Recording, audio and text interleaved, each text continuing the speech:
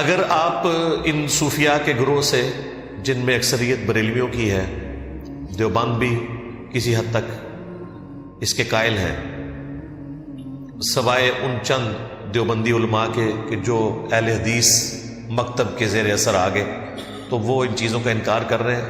Overall Deobandi مکتب بھی ظاہر ہے وہی صوفیزم کی لیگیسی کو لے کے چل رہے ہیں۔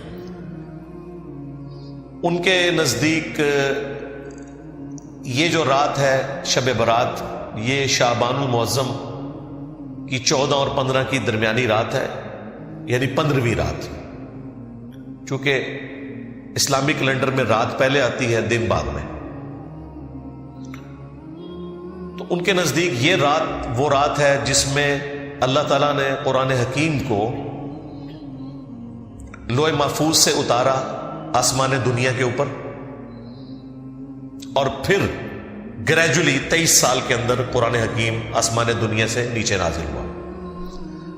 اب ان سے پوچھیں یہ کہاں لکھا ہوا ہے، تو ان کے پاس دلیل کوئی نہیں ہے، اور وہ زبردستی اس کانسیپٹ میں وزن بھرنے کے لیے قرآن حکیم میں سورہ الدخان، سورت نمبر 44، پارہ نمبر 25، اس کی ابتدائی جو آیات ہیں ان کا سہارا لیتے ہیں۔ وہ کہتے ہیں قرآن میں اس رات کا ذکر موجود ہے۔ اعوذ باللہ من الشیطان الرجیم، بسم اللہ الرحمن الرحیم، حامیم، حروف مقطعات ہیں، والکتاب المبین، قسم ہے روشن کتاب کی۔ اس سے مراد قرآن حکیم بھی ہو سکتا ہے اور لوح محفوظ بھی۔ انا انزلناہ فی لیلۃ مبارکہ، بے شک ہم نے اس قرآن کو نازل کیا ایک بابرکت رات میں۔ انا کنا منذرین، بے شک ہم ڈر سنانے والے، یعنی آخرت کا ڈر سنانے والے ہیں۔ اس کتاب کے ذریعے ہم نے آخرت کی جواب دہی کی آگاہی کروائی انسانیت کو اپنے محبوب صلی اللہ علیہ وآلہ وسلم کے ذریعے۔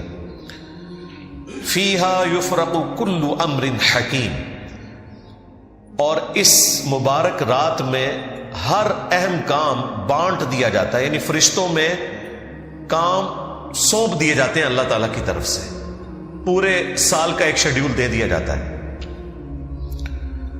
امر من عندنا، اور یہ سارے کام ہماری طرف سے ان کے سپرد کیے جاتے ہیں۔ انا کنا مرسلین، اور بے شک ہم ہی فرشتے بھیجتے ہیں۔ رحمتم من ربک، یہ رحمت ہے تیرے رب کی۔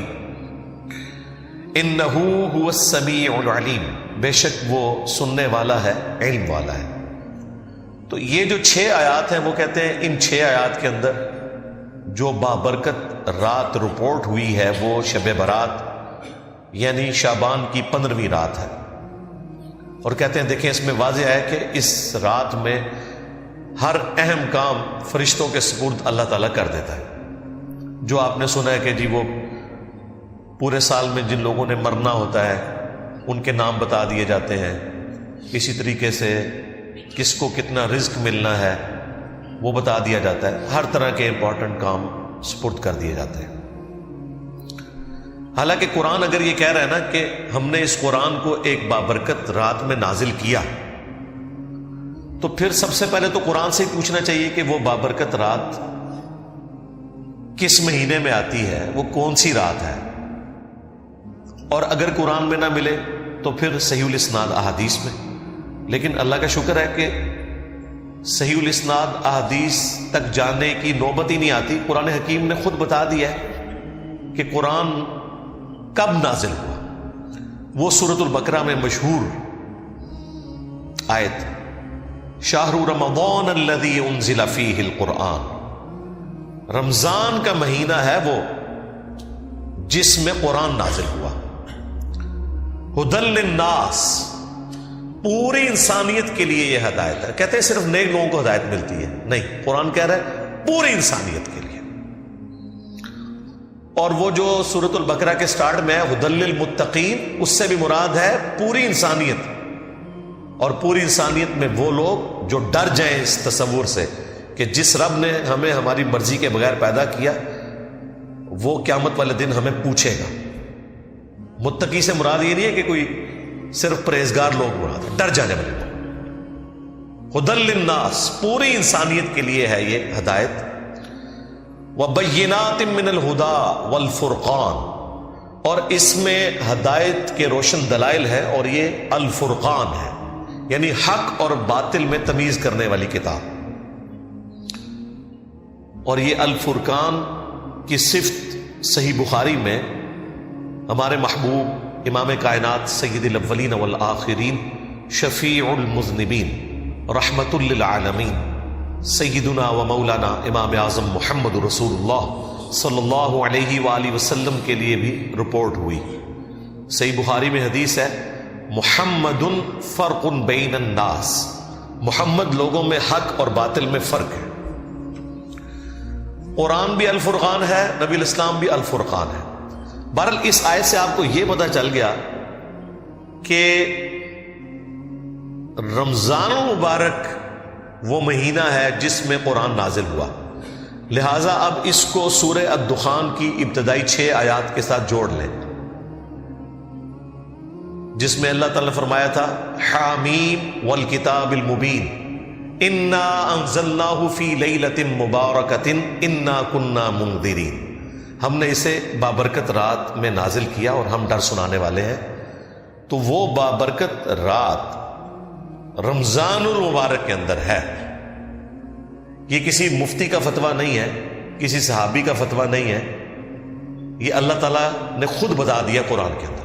لہٰذا اب وہ کہانی تو ختم ہوگی کہ قرآن حکیم جو ہے وہ شعبان کے اندر نازل ہوا ہے. اب چونکہ انہیں پتا تھا کہ قرآن اس کے خلاف ہے، انہوں نے نئی کہانی ایک گھڑی، جو میں آپ کو سٹارٹ میں بتا چکا کہ نہیں جی قرآن 2 دفعہ نازل ہوا ہے. ایک دفعہ لوح محفوظ سے آسمان دنیا پہ، وہ ہوا تھا شب برات شعبان کی 15ویں رات، اور دوسری دفعہ جو نازل ہوا آسمان دنیا سے زمین پر، وہ کہتے ہیں وہ رمضان میں ہوا. ہم کہتے ہیں لکھا کدھر ہوا ہے؟ کہتے ہیں بزرگوں نے بتایا.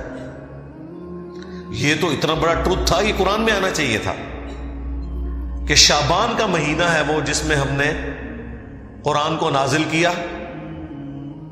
لوح محفوظ سے آسمان دنیا پر، اور رمضان کا مہینہ ہے وہ جس میں ہم نے قرآن کو نازل کیا آسمان دنیا سے محمد رسول اللہ صلی اللہ علیہ وآلہ وسلم کے قلب اطہر کے اوپر.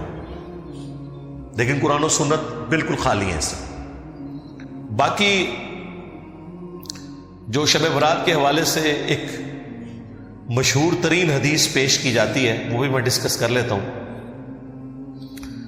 وہ جامع ترمذی میں ہے، سنن ابن ماجہ میں ہے، مشکات کے اندر بھی موجود ہے، اور یہ حدیث سب سے مشہور ترین حدیث ہے جس کو سارے لوگ کوٹ کر رہے ہوتے ہیں، خواہ وہ ڈاکٹر طاہر القادری صاحب ہوں، خواہ مولانا طارق جمیل صاحب ہوں، باپا جانی الیاس قادری صاحب ہوں، سب اس حدیث کو وہ کہتے ہیں جی دیکھیں جامع ترمذی میں یہ حدیث آئی ہوئی ہے، سنن ابن ماجہ میں آئی ہوئی ہے کہ نبی الاسلام ایک رات بقیع غرقد قبرستان میں چلے گئے، اور سیدہ عائشہ آپ کے پیچھے چلی گئی کہ آپ علیہ السلام اچانک اٹھ کے کہاں چلے گئے. تو نبی علیہ السلام نے فرمایا کہ عائشہ تم نے گمان کیا کہ اللہ کے رسول تمہارے ساتھ کوئی خیانت کریں گے؟ یعنی میں کسی اور بیوی کے پاس نہیں گیا، میں تو اس رات بقیع غرقد قبرستان آیا ہوں، اور یہ آج 14 اور 15 کی جو درمیانی رات ہے شعبان المعظم کی، یہ ایسی رات ہے جس میں اللہ تعالیٰ بنی کلب جو ایک قبیلہ تھا عرب کا بہت بڑا، اس کی بکریوں کے بالوں سے بھی زیادہ لوگوں کی مغفرت کرتا ہے. تو میں اہل بقی کے لیے دعا کرنے آیا. اچھا، یہ حدیث وہ بیان کر کے کہتے ہیں یہ مغفرت کی رات ہے. اس حدیث کے ساتھ خود لکھا ہوا ہے امام ترمذی نے کہ یہ حدیث منقطع ہے، یعنی راویوں کی ملاقات ہی نہیں ہے آپس میں. پھر تدلیس کا بھی ایشو ہے اس میں. اس سے بڑھ کر امام ترمذی نے لکھا کہ میں نے اپنے استاد امام محمد بن اسماعیل بخاری، یعنی صحیح بخاری کے جو آتھر ہیں، ان سے جب میں نے شب برات کی اس حدیث کے بارے میں پوچھا، شب برات تو ہم کہہ رہے ہیں وہ تو 15ویں رات شعبان کی، تو انہوں نے بھی فرمایا کہ میرے نزدیک بھی یہ حدیث ضعیف ہے. اچھا، امام ترمذی نے 7 باقاعدہ کامنٹس کیے ہوئے ہیں اس کے اوپر. اس سے بڑھ کر مشکات والوں نے جب یہ حدیث ترمذی سے لی تو انہوں نے بھی 7 امام بخاری کے کامنٹس نقل کیے جو امام ترمذی نے ان کے حوالے سے بیان کیے. اب مجھے بتایا اس کے بعد کوئی گنجائش رہتی تھی، لیکن دیکھ لیں ڈٹائی ہے. ڈاکٹر طاہر القادری صاحب بھی وہ پڑھ رہے ہیں اور کہہ رہے ہیں ترمذی پڑھ رہا ہوں، ترمذی آگے بھی پڑھو نا سرکار. بس حدیث بیان کر کے نا جو اگلا حصہ تھا نا کہ جو امام ترمذی نے لکھا کہ یہ روایت درست نہیں ہے، امام بخاری بھی اسے صحیح نہیں سمجھتے، اس میں راویوں کی ملاقات ہی نہیں، منقطع ہے، وہ انہوں نے آنکھوں سے پڑھی، زبان سے نہیں پڑھی. بس اس کے بعد کتاب بند کر دی. یعنی وَأَنْتُمْ تَعْلَمُونَ، وہ جانتے تھے کہ اس میں کیا لکھا ہے، بس بیان کر دیا ڈٹائی کے ساتھ. اسی طریقے سے ایک اور حدیث پیش کی جاتی ہے سنن ابن ماجہ سے، وہ بھی مشکات میں بھی موجود ہے، کہ نبی علیہ السلام نے فرمایا کہ اس مہینے میں نامہ اعمال اللہ کے حضور پیش ہوتے ہیں، رات کا قیام کرو اور دن کا روزہ رکھو.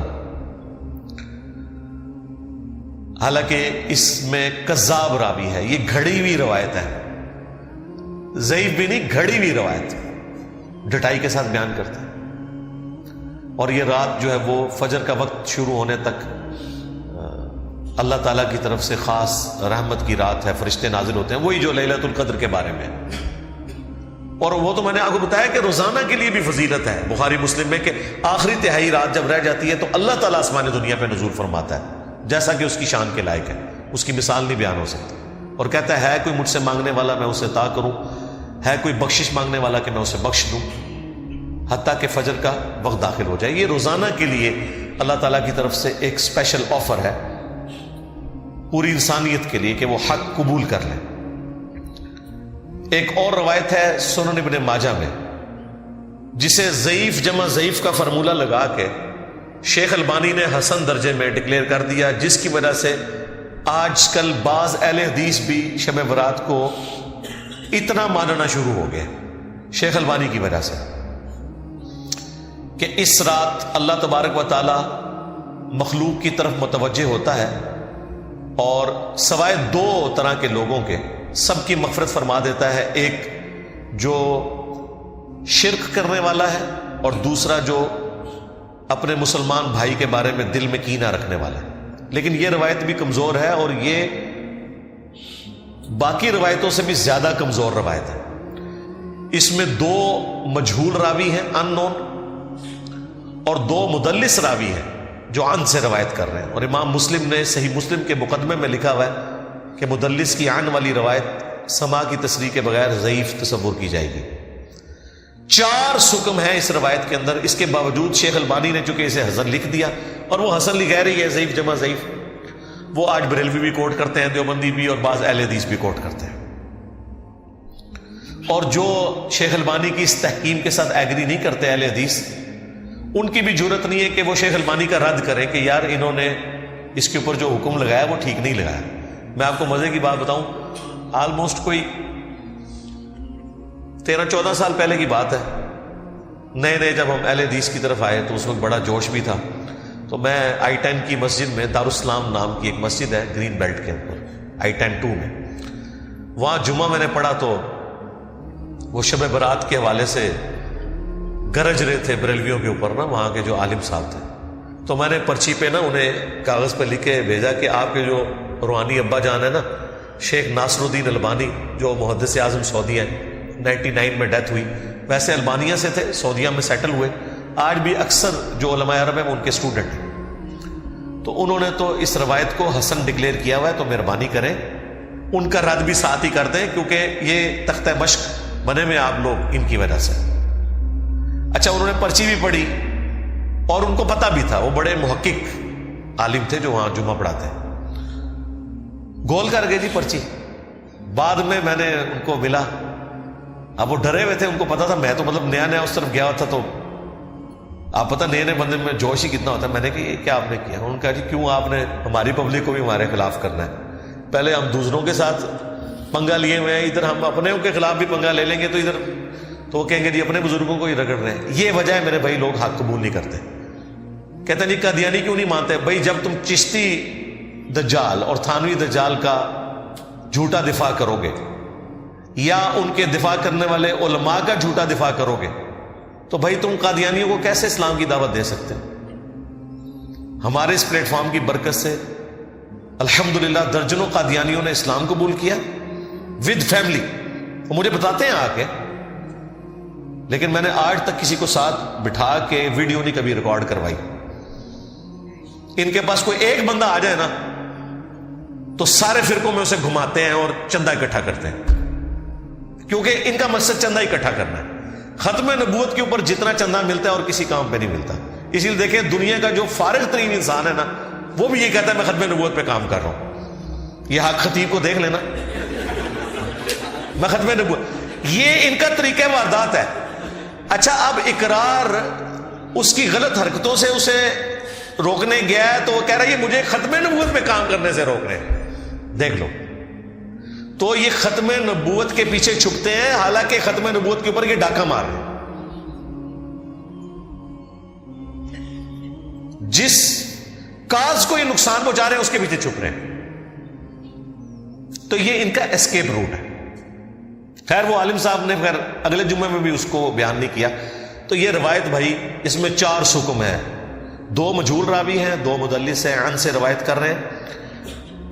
اور شیخ زبیر لزئی صاحب نے اس حدیث پہ حکم جب لگایا نا، مشکات میں بھی حدیث آئی ہے، تو انہوں نے فٹ نوٹ پہ لکھا کہ یہ روایت تو اندھیروں میں ڈوبی ہوئی روایت ہے، دور دور تک اس میں تو روشنی کی کوئی کرن بھی باقی نہیں ہے. کیونکہ وہ بیسیکلی شیخ البانی پہ ٹونٹ کر رہے تھے کہ تم نے حسن کہاں سے بنا دیا، یہ تو ضعیف سے بھی کوئی آگے درجے کی چیز ہے، تم نے حسن کیسے بنا دیا. تو شیخ زبیر لزئی رحمہ اللہ ہمارے استاد، انہوں نے باقاعدہ اس کے اوپر تحقیم کی اور انہوں نے باقاعدہ ایک پورا مضمون لکھا تھا جو ان کے مقالات کی پہلی جلد میں چھپا ہوا ہے، جس میں جتنی بھی روایتیں اس حوالے سے ہیں نا وہ انہوں نے ڈسکس کر کے ایک ایک کے اوپر حکم لگایا اور بتایا کہ بھئی صحیح بات کتنی تھی اور یہ بعد میں یہ بات کس نے ایڈ کر دی ہوئی ہے. اسی طریقے سے ایک اور روایت مشکات کے اندر آئی ہے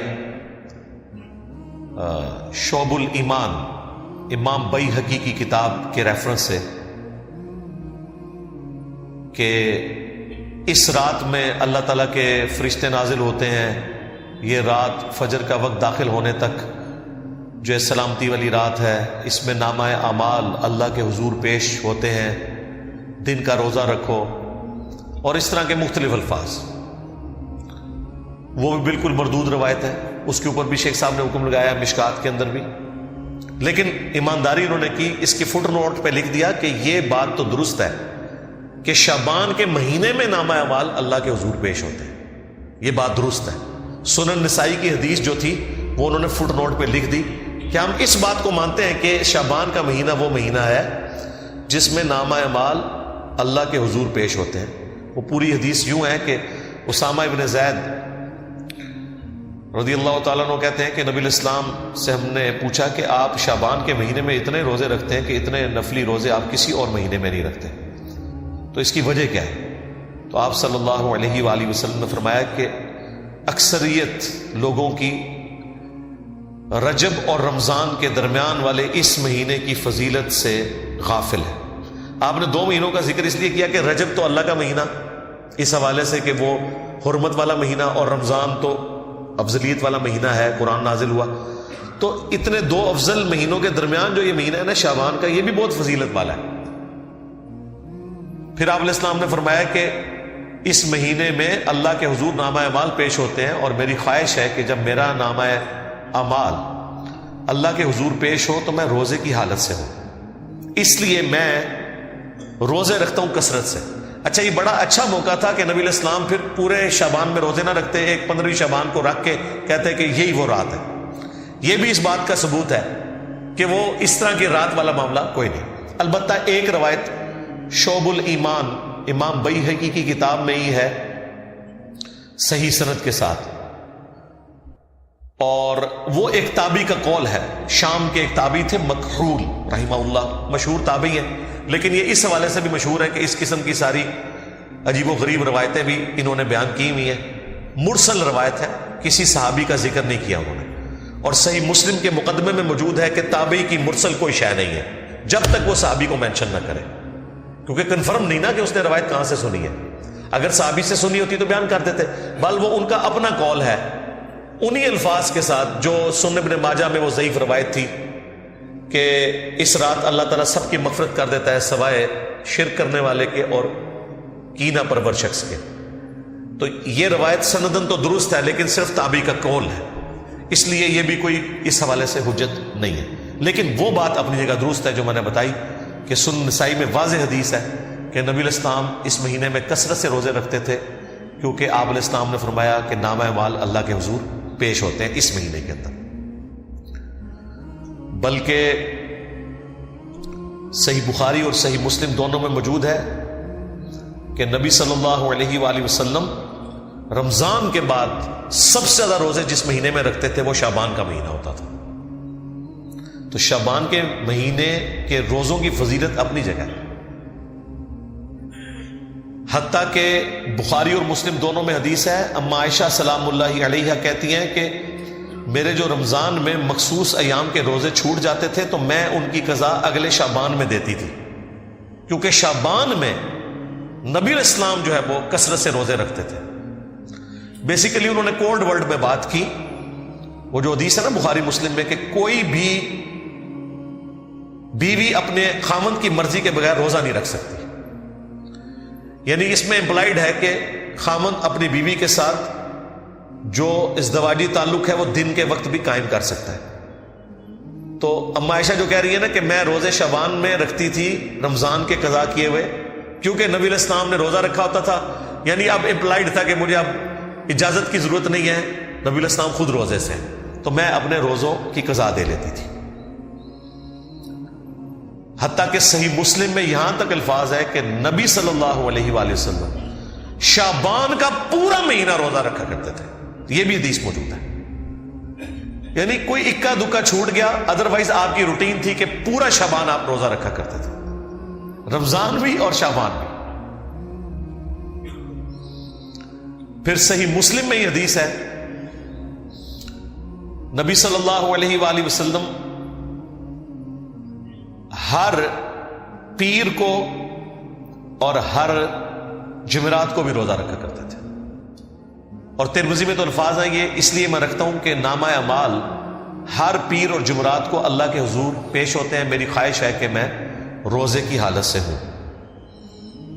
ایک اور حدیث بھی ہے مسلم میں کہ نبی علیہ السلام پیر کا روزہ اس لیے رکھتے تھے، فیہ ولدت وفیہ انزل علیہ، کہ اس دن میں پیدا ہوا، اس دن مجھ پہ پہلی دفعہ وحی نازل ہوئی. وہ بھی ہے ایک پیر اور جمعرات والی بھی ہے کہ نامہ اعمال اللہ تعالیٰ کے حضور پیش ہو. تو اب دیکھ لیں نامہ اعمال شعبان کے مہینے میں بھی پیش ہوتے ہیں، نامہ اعمال پیر اور جمعرات کو بھی پیش ہوتے ہیں، یعنی شعبان کے مہینے میں جو سال پورے کا ریکارڈ اللہ کے پاس جاتا ہے، پورے ہفتے کا ریکارڈ جو ہے وہ پیر اور جمعرات کو. اور روزانہ بھی ہوتا ہے جو بخاری مسلم میں حدیث ہے کہ فرشتے فجر اور عصر کے وقت ڈیوٹیاں اپنی بدلتے ہیں. فجر والے فرشتے جب عصر کے وقت واپس جاتے ہیں، اللہ تعالیٰ سب کچھ جانتا ہے، اس کے باوجود پوچھتا ہے کہ میرے بندوں کو کس حال میں پایا. تو وہ کہتے ہیں کہ گئے تھے تو فجر پڑھ رہے تھے، آئے تھے تو عصر پڑھ رہے تھے. اس طرح عصر والے جب فجر کے وقت واپس جاتے ہیں وہ کہتے ہیں جب ہم گئے تھے عصر پڑھ رہے تھے، وہ جب واپس آئے تو فجر پڑھ رہے تھے. فرشتے بھی انسانوں کی خدمت میں لگائے ہوئے اللہ تعالیٰ نے انسانوں کو سب سے زیادہ سیریس لیا ہوا ہے اس کائنات میں، اور انسانوں نے سب سے زیادہ نان سیریس اپنے رب کو لیا ہوا ہے. یہ کتنی خطرناک بات ہے. اللہ کے نزدیک سب سے زیادہ سیریس مخلوق انسان ہے، فرشتے اس کی خدمت میں لگے ہوئے. تو نامہ اعمال پیر اور جمعرات کو بھی ہر ہفتے، پھر سال کے بعد بھی شعبان کے مہینے میں، اور روزانہ بھی فجر اور عصر کے وقت. یعنی یہ میں نے آپ کو وہ ساری روٹین بتا دی جو اللہ تعالیٰ کے حضور پیشی ہوتی ہے. تو نبی علیہ السلام اس لیے روزوں کا اہتمام شعبان میں زیادہ کیا کرتے تھے. یعنی آپ کے 11 روزے تو کنفرم ہوتے تھے ہر مہینے کے، 8 تو آپ کر لیں پیر اور جمعرات، 4 دفعہ سوموار کا دن آتا ہے، 4 دفعہ جمعرات کا دن، 8 روزے یہ، اور 3 ایام 20 کے، 13، 14 اور 15. جب خوب روشن ہوتا ہے نا چاند، ایام 20 اسے کہتے ہیں، 3 یعنی چاند جب گول ہونے کے روزے، یہ نبی الاسلام کی روٹین میں تھے۔ ایون سورہ نسائی میں یہاں تک آیا کہ نبی الاسلام سفر میں بھی یہ روزے رکھا کرتے تھے ایام 20 کے۔ ویسے آپ نے اجازت دی ہوئی ہے، صحیح مسلم میں حدیث ہے کہ جو شخص مہینے میں 3 روزے رکھ لے وہ اسی طریقے سے ہے گویا اس نے ہمیشہ کے روزے رکھے، اور اس میں کوئی قید نہیں کہ آپ نے کب رکھنے، 3 روزے مہینے میں۔ اور اس کا بھی آسان ورژن میں نے آپ کو بتا دیا ہے کہ شوال کے 6 روزے رکھ لیں، وہ بھی صحیح مسلم میں ہے رمضان کے بعد، تو وہ بھی پوری زندگی کے روزے ہیں، ہر مہینے بھی 3 رکھنے کی ضرورت نہیں، لیکن اگر وہ رکھنا چاہتا ہے بہت اچھی بات ہے۔ بخاری مسلم میں حدیث ہے، ابو ہریرہ رضی اللہ تعالی عنہ کہتے ہیں کہ نبی الاسلام نے مجھے 3 نصیحتیں کی تھی۔ نمبر 1، مہینے میں 3 روزے ضرور رکھنا، کوئی سے 3 دن، بہتر ہے اس میں ایام 20 13 14 15۔ نمبر 2، اشراق کی نماز، اشراق کہہ لیں، چاشت کہہ لیں، دوحہ کہہ لیں، یہ سارے ایک ہی نماز، اوابین بھی اسی کا آیا ہے، صحیح مسلم میں اوابین کا لفظ بھی ہے اس نماز کے لیے جو سورج بلند ہونے کے بعد پڑھی جاتی ہے۔ اور تیسرا فرمایا رات کو سونے سے پہلے وطر پڑھ لینا، ویسے افضل تو ہے آخری پہر میں پڑھنا، لیکن جس کے لیے آسانی ہے، جو یہ سمجھتا ہے کہ میرے لیے آخری وقت میں اٹھنا مشکل ہے، تو وہ رات کو وطر پڑھ کے سوئے۔ تو حضرت ابو ہریرہ کہتے ہیں نبی الاسلام نے مجھے 3 کاموں کی وصیت کی تھی، ان میں بھی 3 روزوں کا ذکر موجود ہے۔ یہ حدیث بخاری مسلم دونوں میں۔ اچھا، اب 15 شعبان کا جو روزہ ہے نا، اس کے بارے میں بھی ایک حدیث ہے، وہ بخاری اور مسلم دونوں میں حدیث ہے۔ نبی الاسلام نے ایک صحابی سے پوچھا کیا تم نے سرر شعبان کا روزہ رکھ لیا؟ ان کا نہیں یا رسول اللہ۔ فرمایا پھر اب شوال کے مہینے میں 2 روزے رکھنا تم، اگر تم نے سرر شعبان کا روزہ نہیں رکھا۔ اب یہ سرر شعبان کا روزہ کون سا ہے؟